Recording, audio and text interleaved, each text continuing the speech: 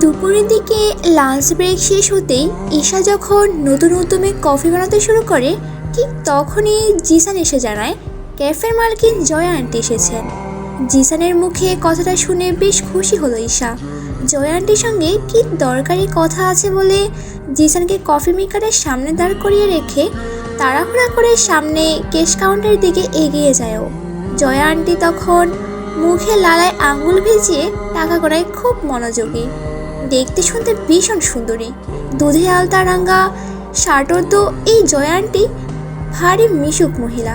ক্যাফের প্রত্যেকটা কর্মচারীর সঙ্গে তার ভাব গলায় গলায়, অথচ গত 6 মাসে ঈশার সঙ্গে প্রয়োজনের বাইরে একটা কথাও হয়নি তার। কি করেই বা হবে? মেয়েটা ভারী চুপচাপ। ক্যাফেতে ঢুকে সারাদিনে একটা কথা বলে কিনা সন্দেহ, যার দরুন জয়া আন্টির খুব একটা পছন্দ নয় ঈশাকে। পছন্দ হওয়ার কথাও নয়। ক্যাফের মতো একটা জায়গায় সুন্দর হাসি দিয়ে মন ভোলানো কথার জোয়ারে কাস্টমারদের মন জয় করতে না পারলে সে আবার কেমন ধারা কর্মচারী? নির্ঘাত মেয়েটার হাতের কফি মারাত্মক সুস্বাদু, নয়তো একে বহু আগে কাজ থেকে ছাঁটাই করে দিতেন দিনে। সে যাই হোক, আপাতত কিছু বলতে চাই মেয়েটা, সেটাই শোনার পালা। ঈশাকে দেখতে পেয়ে টাকা গোনা বন্ধ করলেন জয়া আন্টি। নিজের মোটা ফ্রেমের চশমার উপর দিয়ে ভ্রু কুচকে খানিকটা বিরক্তিকর সুরে ঈশাকে শুধালেন, কিছু বলবে? হ্যাঁ সূচক মাথায় নাড়ায় ঈশা। জয়া আন্টি পুনরায় নিজের কাছে মনোযোগ দিয়ে বলেন, বলে ফেলো। কয়েক দফা ঢোক গিলে জিভ দিয়ে শুষ্ক অধার বিছিয়ে ঈশা বলে ওঠে, আসলে আন্টি, মা জরুরি তলব করেছে, কালকে একটু বাড়ি যেতে হবে। তোমার বাড়ি যেন কোথায়? জি, কক্সবাজার। জয়া আন্টি বুজারদের মতো মাথা ধোলালেন, অতঃপর গম্ভীর গলায় বললেন, গত 1 মাসে কতগুলো ছুটি নিলে সে খেয়াল আছে?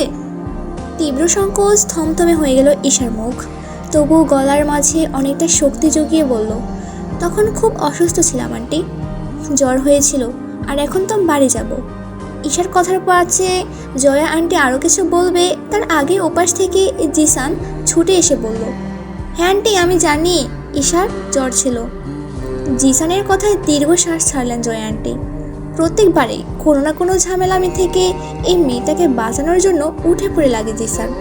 ব্যাপারটা মোটেও পছন্দ নয় ভদ্র মহিলার, কিন্তু কিছু বলতেও পারেন না তিনি, কারণ জিসান ছেলেটা তার অত্যন্ত স্নেহের। জিসানের আকুতি ভরা মুখের দিকে চোখ সরিয়ে জয়া আন্টি থমথমে গলায় বললেন, ঠিক আছে যেতে পারো, তবে জলদি ফিরে এসো। ঈশা মৃদু হেসে ঘাড়টা সামান্য কাত করে জানায়, ঠিক আছে আন্টি। কথা শেষ করে ঈশা আর জিসান সেখান থেকে প্রস্থান করলে জিভ দিয়ে আঙুলের ডগা ভিজিয়ে নতুন উদ্যমে টাকা গুনতে আরম্ভ করেন জয়া আন্টি। ঈশা ভেতরে চলে যায়। জিসান ওর পেছন পেছন যেতে শুধালো, হঠাৎ বাড়ি কেন যাচ্ছিস? হাঁটার গতি থেমে গেল ঈশার। বাড়িতে কেন যাচ্ছে সেটা তো ও নিজেও জানে না। মা নামক ব্যক্তিটি জরুরি তলব করেছে তাই যাচ্ছে, এর বাইরে তো কিছুই জানা নেই ওর। মায়ের সাথে কথা বাড়িয়ে জানার যে খুব একটা ইচ্ছে রয়েছে তেমনটাও নয়, কারণ ওর মা তো সবার মায়ের মতো মমতাময়ী নয়। ঈশা অবশ্য মনে করে দোষটা ওর নিজেরই। ওর ভাগ্য খারাপ বলেই তো ওর উপরওয়ালা ওর কপালে নিঃস্বার্থভাবে ভালোবাসার মতন কাউকে জুটিয়ে দেয়নি, যে চোখ বন্ধ করে পুরো দুনিয়া উজাড় করা ভালোবাসা সব ঈশাকে উগড়ে দেবে, যে দুনিয়ার জন্য ঈশাকে নয় বরং ঈশার জন্য দুনিয়া তছনছ করে দেবে। কিন্তু আফসোস, জন্মদাত্রী মায়ের কাছ থেকেও নিঃস্বার্থ দুনিয়া উজাড় করা ভালোবাসা পায়নি ঈশা, কারণ ওর দুর্ভাগ্য উপরওয়ালা ওকে একজন স্বার্থপর মা দান করেছেন। ভেতরে ভেতরে মায়ের উপর এক আকাশসম রাগ আর অভিমান পুষে রাখলেও বাহিরে সেটা প্রকাশ করার ক্ষমতা কিংবা সাহস কোনোটাই নেই ঈশার। অগত্যাই ওর জীবনে মায়ের কথাই হলো শেষ কথা। কি হলো, কিছু বল। জিসানের প্রশ্নে ধ্যান ভাঙে ঈশার, তবে জিসানকে উত্তর দেওয়ার কোনোরূপ প্রয়োজন বোধ করল না ও। উল্টো তেজ দেখিয়ে বলল, তোকে কতবার বলেছি আমার ব্যক্তিগত বিষয়ে নাক গলাবি না জিসান। নিজের ভালো মন্দ নিজেই খেয়াল রাখতে পারি আমি, আমাকে বাচ্চাদের মতো ট্রিট করা বন্ধ কর। আশ্চর্য, রেগে গেলি কেন হঠাৎ? ঈশানী অ্যাপ্রন খুলে নিজের টোট ব্যাগটা গুছিয়ে নিতে নিতে বলল, জয়া আন্টির সামনে আমার হয়ে ওকালতি করবি না আর কখনো আর। তোর এসব অধিকারবোধ আমার বাড়াবাড়ি মনে হয়। আমার মতে বন্ধুত্বের এতটাও লিমিট ক্রস করা উচিত নয়। জিসান ভ্রু কুচকে কিছুটা বিরক্তির স্বরে বলল, আমি হেল্প না করলে তুই তো ছুটি পেতি না, তবু ওভাবে বলেছিস।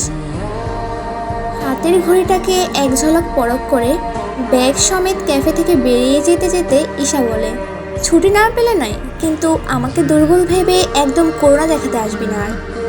আরে ভাই, আমি তোকে করুণা কেন দেখাতে যাব? আজব। তাহলে কিসের এত অধিকার বোধ তোর? ঈশার করা ঝাঁঝালো প্রশ্নের সম্মুখীন হয়ে হুট করে বালুচর থেমে যাওয়ার মতোই থেমে গেল জিসান। সত্যিই তো, কিসের এত অধিকার বোধ ওর? ও আসলে কি চায় এই ইন্ট্রোভার্ট মেয়েটার কাছ থেকে? ঈশার মতো মেয়ের মাঝে নিজের প্রতি ভালোবাসার উষ্ণতা খুঁজে পাওয়া নিছকই স্বপ্ন মাত্র।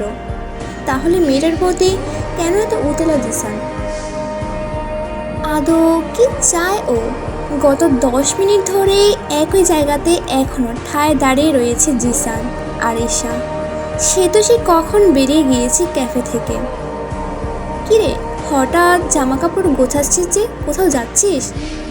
নিঝুমের প্রশ্নে ঘাড় ঘোরালো ঈশা। দেখলো পড়ার টেবিলে বসে বসে মনোযোগ দিয়ে অ্যাসাইনমেন্ট করছে নিঝুম। তার ফাঁকে কথাটা বলছে মাত্র। নিঝুম ঈশার একমাত্র রুমমেট আর একমাত্র কাছের মানুষ, যার কাছে কোনোদিনও ঈশাকে শক্ত খোলসে মুড়িয়ে থাকতে হয় না। বরং ঈশার কমফোর্ট জোন হলো নিঝুম। মেয়েটা বেশ মেধাবী। চট্টগ্রাম ইউনিভার্সিটিতে ইংলিশ বিষয়ে 2য় বর্ষে পড়ছে সে। মধ্যবিত্ত পরিবারের সন্তান হওয়ায় সারাদিন ভার্সিটি, টিউশন এ নিয়ে জীবন চলে যাচ্ছিল তার। তবে হাজার ব্যস্ততার মাঝেও নিজের অন্তর্মুখী বেস্ট ফ্রেন্ডের ভালো মন্দ খেয়াল রাখতে কখনোই ভোলে না সে। ঈশা নিঝুমের দিকে ঘাড় ঘুরিয়ে বলল, খেয়েছিস তুই?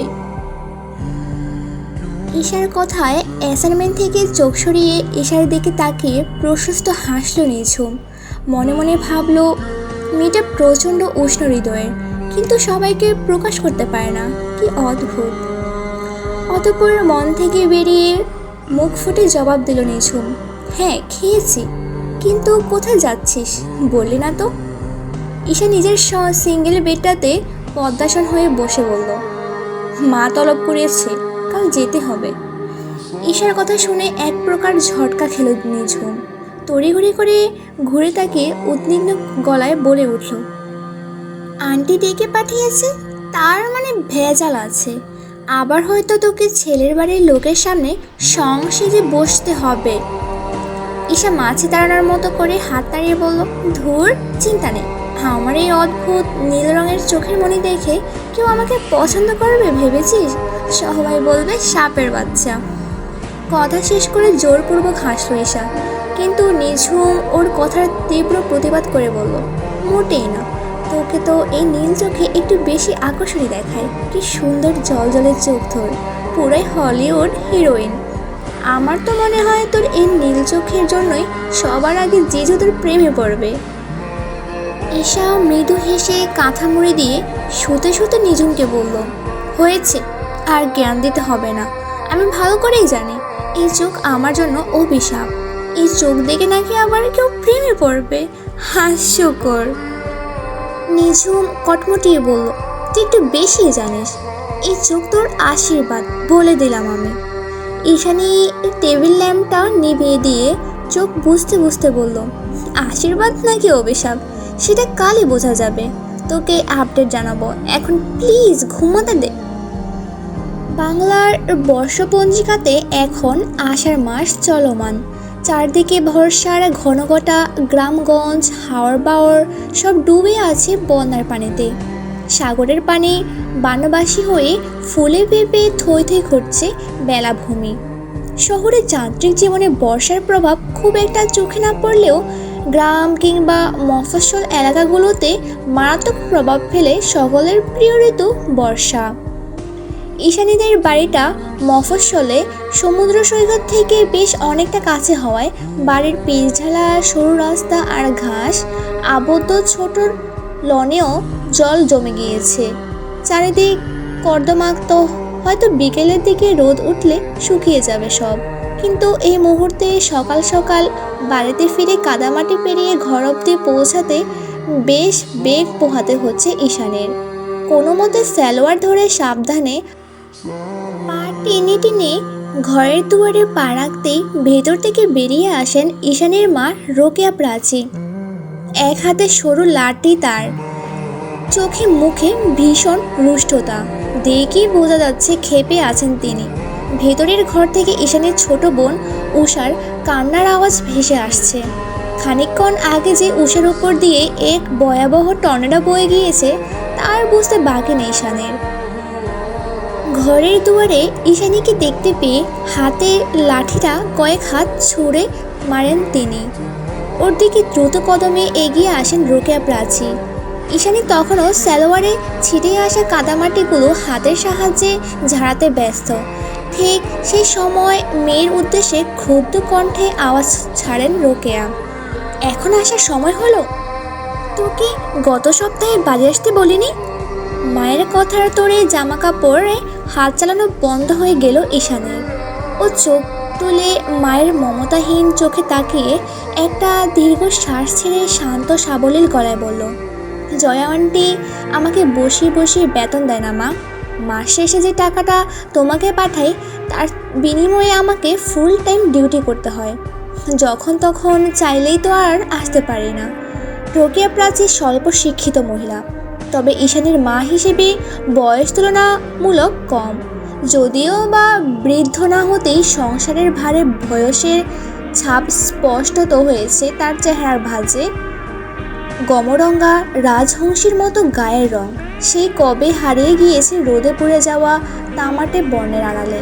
তবে ঈশানী যেহেতু তরুণী থেকে সবে সবে যুবতী বয়সে পদার্পণ করেছে, তাই এখন রোকেয়া বেগমের বয়সের ভারে হারিয়ে যাওয়া সেই গমরঙ্গা গায়ের রংটাও সর্বাঙ্গে ধারণ করে বসে আছে ঈশানী। মেয়েটা দিনকে দিন সুন্দরী হচ্ছে। ঢলঢলে পানপাতার মতো কোমল চেহারা থেকে লাবণ্যতা আর মিষ্টতা যেন উপচে পড়ছে তার। কিন্তু এত সুন্দরী হয়ে লাভটা কি হলো? সেই তো সকলের আশা আকাঙ্ক্ষাতে এক বালতি জল ঢেলে দিয়ে পৃথিবীতে জন্মালো অদ্ভুত দেখতে একজোড়া খাড়ো নীল চোখ নিয়ে।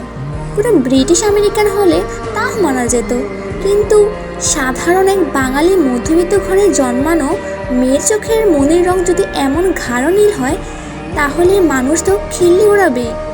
ছোটবেলা থেকে সাপের বাচ্চা, কালনাগিনী, ঝিনে ধরা, ভূতে ধরা এসব শুনতে শুনতে বড় হয়ে উঠেছে ঈশানী। শুধু কি তাই, চোখের রঙের জন্য জন্ম পরিচয় নিয়ে পর্যন্ত প্রশ্ন তুলতে দ্বিধাবোধ করেনি মহল্লার মানুষ। আর তুলবে নেবা কেন? ঈশানীর 14 গোষ্ঠীতেও এমন অদ্ভুত গাঢ় নীল রঙের চোখের দেখা মেলেনি কোথাও। অথচ মাঝখান থেকে মেয়েটার এমন সর্বনাশ হলো। সর্বনাশ, হ্যাঁ, রোকেয়া প্রাচী তো সেটাই মনে করেন। শুধুমাত্র এই নীল চোখের জন্য ভালো ভালো ঘর থেকে বীর সম্বন্ধ এসেও আবার মুখ ফিরিয়ে চলে যায় তারা, যেন মেয়েটা নিজেই নিজের চোখ দুটোকে ঘষে মেজে নীল বানিয়েছে। সব দোষ ওর। বিয়ে দেওয়া যাচ্ছে না, পাত্রপক্ষরা দেখতে এসেও এভাবে মুখ ফিরিয়ে নিচ্ছে, তো এটা সর্বনাশ নয় তো আর কি? কথাগুলো ভাবতে ভাবতেই মুখের আদলে কাঠিন্যতা ভর করলো রোকেয়ার। তিনি মেয়ের পানে তীক্ষ্ণ দৃষ্টি নিক্ষেপ করে বললেন, আমাকে কাজ দেখাচ্ছিস? মাস শেষে বাড়িতে 2 টাকা দিস বলে মায়ের মুখে মুখে এভাবে তর্ক করছিস? এত বছর ধরে লালন পালন করে এই শিখিয়েছি তোকে আমি? বাঙালি মায়েদের সে এক ইমোশনাল ব্ল্যাকমেল। ঈশানী এগুলোতে অভ্যস্ত। মাতৃত্বের অধিকার খাটিয়ে কি করে কাজ হাসিল করে নিতে হয় সেটা বেশ ভালো করে জানে তার মা। ব্যাপারটা কিন্তু নতুন কিছু নয়। তাই মায়ের হাজারটা অভিযোগ শোনার জন্য ও আর দাঁড়িয়ে রইল না সেখানে, বরং মাকে উপেক্ষা করে পা বাড়ালো নিজের রুমে।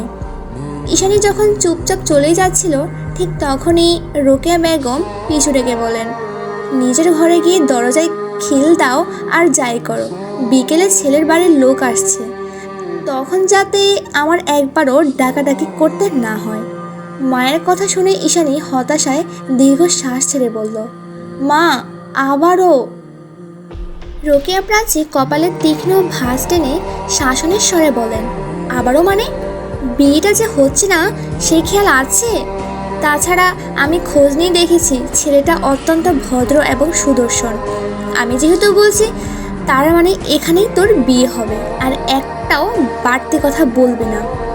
মায়ের কথার পাশে ঈশানের অনেক কিছু বলতে ইচ্ছে করলো, জোর গলায় চেঁচিয়ে চেঁচিয়ে বলতে ইচ্ছে হলো, প্রত্যেকবার আমাকে এভাবে জোকার কেন সাজাও মা? সেই তো সবাই আমাকে দেখে নানান কথা বলবে, মুখ ফিরিয়ে চলে যাবে। আমার আত্মসম্মানটাকে বারবার এভাবে ভেঙে গুঁড়িয়ে দেওয়া কি খুব প্রয়োজন? অথচ মুখ ফুটে ঠোঁট নাড়িয়ে একটা কথাও বলল না ঈশানী, উল্টো অপারক শুকনো চেহারা নিয়ে আস্তে করে চলে গেল নিজের রুমে। পুরনো আমলের ছোট্ট দোতলা বাড়ি ঈশানীদের। বাড়ির ভেতরের দিকটার কাজ সম্পূর্ণ হলেও বাইরের গাদানো ইটের সারি দিয়ে তৈরি করা দেয়ালে বালু সিমেন্টের আস্তর পড়েনি আজ অবধি, যার দরুন অযত্নে থেকে থেকে অসম্পূর্ণ রয়ে যাওয়া ইট কাঠের দেয়ালে দীর্ঘদিনের শ্যাওলা জমে একেবারে ভুতুড়ে বাড়িতে পরিণত হয়েছে পুরনো আমলের এই দোতলা বাড়িটি। ঈশানীর বাবা নেই, বহু আগেই ইহকাল ত্যাগ করেছেন তিনি। বাড়িতে রোকেয়া বেগম, ছোট বোন উষা আর ঈশানীর বৃদ্ধা নানি বসবাস করেন। আয়ের উৎস বলতে বাবার রেখে যাওয়া ছোট অঙ্কের পেনশন আর ঈশানীর রোজগার। এছাড়া মামা মামিরা সবসময় খোঁজ খবর রাখেন বলে বাড়তি কোনো পুরুষের প্রয়োজন হয় না ওদের। ছোট সংসার, খেয়ে পড়ে বেশ ভালোই দিন চলে যায়, অযথা দুঃখের হাতছানি নেই বললেই চলে। অথচ ঈশানীর হৃদয় মঞ্জুরি অভিমানের পাহাড়, দুঃখরা যেন ওর চিরকালের সঙ্গী। ছোটবেলা থেকে মানসিক যন্ত্রণা সয়ে সয়ে অভ্যস্ত ঈশানী, যার ফলস্বরূপ এখন চাইলেও আর খুশি থাকাটা ভেতর থেকে আসে না। কেন যেন ঠোঁট হাসলেও হৃদয়টা হাসে না আর। ঈশানীর সবচেয়ে বেশি অভিমান মায়ের প্রতি। সেই অভিমানের অবশ্য যথেষ্ট কারণ রয়েছে। ঈশানীর মতে ওর মা ওকে ভালোবাসে না, কোনোদিনও বাসেনি। ভালোবাসলে কি আর ছোট্ট ঈশানীকে একা ফেলে ওভাবে চলে যেতে পারত? ভাবনার এই পর্যায়ে এসে নিজেকে সংবরণ করলো ঈশানী। মনে মনে ভাবলো, থাক সেসব কথা, এখন ফ্রেশ হয়ে একটু ঘুমানো দরকার। সকাল সকাল জার্নি করে বড্ড ক্লান্ত শরীর তার। সকাল গড়িয়ে দুপুর হয়েছে, অথচ এখনো রুম থেকে বের হয়নি ঈশানী। ওদিকে ভাত খাওয়ার সময় হয়ে গেল। ঈশানী নানি লাঠি ভর করে ডাইনিংয়ে এসে উষাকে শুধালেন, মাইয়াটা আজকাও আহে নাই? উষা খাবারের লোকমা মুখে তুলতে তুলতে বলল, এসেছে নানি, আপু রুমে আছে। উষার কথায় বৃদ্ধ বোধহয় সন্তুষ্ট হলেন। তিনিও খুব করে চাইছেন এই সুন্দরী যুবতী নাতনিকে বিয়ে দিয়ে তার মেয়েটার কাঁধ হালকা করতে, কিন্তু বিধিমাম এত সুন্দরী হওয়া সত্ত্বেও পাত্রপক্ষের মন কাটতে সক্ষম হয়নি তার নাতনি। ঈশানীর নানির অবশ্য উপরওয়ালার খুব ভক্তি। তিনি বিশ্বাস করেন উপরওয়ালা যার সাথে তার নাতনির ভাগ্য বেঁধে দিয়েছেন সে হয়তো এখনো এসে পৌঁছায়নি। ওই জন্যই বিয়েটা হচ্ছে না। যখন সে চলে আসবে তখন উপরওয়ালার ইচ্ছায় বিয়েটাও পূর্বাভাসবিহীন ঝড়ের মতোই সম্পন্ন হয়ে যাবে। কেউ আটকাতে পারবে না, কেউ না। ও বুড়ি, কি ভাবছো? উষার কথায় ধ্যান ভাঙে নানির। তিনি বুঝতে পান না এইটুকুনি ইঞ্চি মেয়ের কথাবার্তার ছিঁড়ি এত খারাপ কেন। কই ঈশানী তো এমন না, নিশ্চয়ই বাপের গোষ্ঠীর মতো হয়েছে মেয়েটা, একেবারে ধীরে বজ্জাত। উষা খাচ্ছে আর নানির কুচকে যাওয়া গম্ভীর চোখ মুখের দিকে তাকিয়ে কুটকুটিয়ে হাসছে। দেখেও মনে হচ্ছে নানিকে খেয়ে বেশ আনন্দই পেয়েছে সে। বজ্জাত সিমরি, দাঁতাল গোলা হান না হাইসা খাউন খা, আমার লগে মস্কারা করতে আইলে লাঠি দিয়া ঠ্যাং ভাঙ্গা দিব। ছোট নাতনিকে একরাশ ভকাঝকা করে তেলে বেগুনে জ্বলতে জ্বলতে ডাইনিং ত্যাগ করেন ঈশানীর নানি। উদ্দেশ্য বড় নাতনিটাকে খেতে ডাকা। ওইদিকে খাবার চিবোতে চিবোতে ভেঙচি কেটে উষা বলে, বুড়ির তেজ কমেনি এখনো। কথা তো না যেন মুখ থেকে বের হওয়া আগুনের বারুদ। ইস্যু, আরে ওই ইস্যু, খাউন খাইতি না? দুপুর তো যাইতাছে গা, আর একটু পরে পোলার বাড়ির লোক আইয়া পড়বো তো। নানির চেঁচামেচির তোপে পরে ঘুমটা আর গাঢ় হলো না ঈশানীর। অগত্যা করণীয় কিছু না পেয়ে তাড়াহুড়ো পায়ে এগিয়ে এসে দরজা খোলে সে। ওকে দেখতে পেয়ে নানি ঘাড় ঘুরিয়ে ধীর পায়ে পিছু হাঁটতে হাঁটতে বললেন, আয় আয়, খাইতে আয়। একটা দীর্ঘশ্বাস ফেলে গায়ে ওড়না চড়িয়ে নানির পেছন পেছনে বেরিয়ে গেল ঈশানী। খাবার টেবিলে এসে বসতেই চোখ গেল ছোট বোন উষার দিকে। যদিও বা উষা ঈশানীর আপন বোন নয়, তবে যেহেতু সহদরা, তাই ঈশানী ওকে আপন বোনের মতোই স্নেহ করে, অধিকার খাটিয়ে শাসনও করে অনেক সময়। উষার ক্ষেত্রেও তাই। বড় আপুকে সে ভীষণ ভালোবাসে। আপুর চুপচাপ স্বভাবের কারণে একটু একটু ভয় পায় অবশ্য। তবে ওরা একই পিতার সন্তান নয়, সেটা ওদের মাঝের আন্তরিকতার জোয়ারের বহু আগে চাপা পড়ে গিয়েছে। নিজের প্লেটে খাবার নিতে নিতে উষার দিকে তাকে গম্ভীর গলায় শুধালো ঈশানী, তোর না ক্লাস টেস্টের রেজাল্ট বেরিয়েছে, পাশ করেছিস তো? বড় আপুর কথায় জবাব দেয় না উষা। চুপচাপ মুখ কাচুমাচু করে বসে রয়ে মাথা নুইয়ে। উপাস থেকে তিরস্কার করে নানি বলে ওঠে, ফেল করেছে তোমার বইনে। নানির কথা শুনে ঈশা অবাক হয় না, প্রত্যুত্তর করে হ্যাঁ বা না কিছু বলেও না। এটুকু মেয়ে ক্লাস টেস্টে ফেল করেছে, এটা নিশ্চয়ই কোনো বড় অপরাধ নয়। ঠিকমতো গাইড করলে নিশ্চয়ই পরের বার ভালো করবে। তবে ঈশানীর ভাবনার ছেদ ঘটিয়ে রোকেয়া প্রাচী বলে ওঠেন, বড়টার একটা ব্যবস্থা করে তারপর এটাকেও ধরবো। মা কিসের ইঙ্গিত দিয়েছেন ব্যাপারটা বোধগম্য হতে তৎক্ষণাৎ প্রতিবাদ করে ওঠে ঈশানী। কিসব বলছো মা তুমি? উষার বয়স মাত্র 11 বছর। গলার আওয়াজ ক্ষীণ, অথচ কথার ভারতে প্রতিবাদী ঝংকার। মেয়ের কথা কানে তুললেন না রোকেয়া। খাবার খেতে খেতে তিনি বললেন, উষার কথা তোর না ভাবলেও চলবে, নিজের একটা ব্যবস্থা হয় কিনা সেটা নিয়ে ভাব। যদিও বা ঈশানী জানে না বিয়ে হওয়ার সঙ্গে ব্যবস্থা হওয়ার সম্পর্কটা ঠিক কোথায়। রিজিকের মালিক তো উপরওয়ালা, তাহলে ওকে কেন বোঝা মনে করা হচ্ছে এই পরিবারে? প্রত্যেকটা মধ্যবিত্ত পরিবারে কি এটা হয়ে থাকে জানা নেই ঈশানীর। তবে ওর সাথে শুরু থেকে এটা হয়ে এসেছে। ইন্টারমিডিয়েট পাস দেওয়ার পরে ভার্সিটিতে আর পড়ার সুযোগ হয়ে ওঠেনি ঈশানীর, কারণ তখন থেকে পড়াশোনা বন্ধ করে ঈশানীকে বিয়ে দেওয়ার জন্য উঠে পড়ে লেগেছিল রোকেয়া প্রাচী। তারপর যখন অনেক চেষ্টা করেও মেয়ের বিয়েটা হচ্ছিল না, তখন মহলার মানুষের কথা থেকে বাঁচতে নিজ উদ্যোগে ঈশানীকে কাজের সন্ধানে চিটাগাংও তিনিই পাঠান। জয়া আন্টির ক্যাফেতে ঈশানীর চাকরিটা মায়ের সুপারিশেই হয়েছিল, কারণ জয়া আন্টি ছিলেন রোকেয়ার পূর্ব পরিচিত। এই যে মায়ের কথা মতো পড়াশোনা বাদ দিতে হয়েছে, তার হাতের পুতুল হয়ে জীবন পার করতে হচ্ছে, তাতে কি ঈশানীর একটু আফসোস হয় না? হয়তো খুব আফসোস হয়। ঈশানীরও তো নিঝুমের মতো পড়াশোনা করতে ইচ্ছে করে। নিঝুম তো মধ্যবিত্ত পরিবারের মেয়ে, কই ওকে তো কেউ পড়াশোনা বন্ধ করে দেওয়ার জন্য জোর জবরদস্তি করে না। ওকে তো কদিন বাদে বাদে পাত্রপক্ষের সামনে নিজেকে জাহির করার জন্য বাড়ি ফিরতে হয় না। অথচ ঈশানীকে এমন অনেক কাজ করতে হয় যা ওর ইচ্ছের একেবারে পরিপন্থী। ফেমিনিস্টদের ভাষায় এটাকে টর্চার বললে ভুল হবে না অবশ্য। অথচ ঈশানী মেয়েটা ফেমিনিস্টদের মতো প্রতিবাদ করে না। প্রতিবাদ যে কী করে করতে হয় সেটাই ভুলে গিয়েছে হয়তো, কারণ ছোটবেলা থেকে ওকে কড়া শাসনে রেখে এভাবে তৈরি করা হয়েছে। তোতা পাখির মতো একটাই বুলি গেলানো হয়েছে যে এই পরিবারে মায়ের কথাই শেষ কথা। একই রুমের মধ্যে বসবাস করেও নিঝুম আর ঈশানীর গল্পটা ঠিক কতটা আলাদা, কতটা বিপরীত, সেই ভেবেই ভাত সাজানো প্লেটের দিকে তাকিয়ে মনে মনে নিজেকে নিজে তাচ্ছিল্য করে কিছুক্ষণ হাসল ঈশানী। তো আজকের পর্বটি এখানেই শেষ। পরবর্তী পর্বের জন্য অপেক্ষা করুন। আল্লাহ হাফিজ।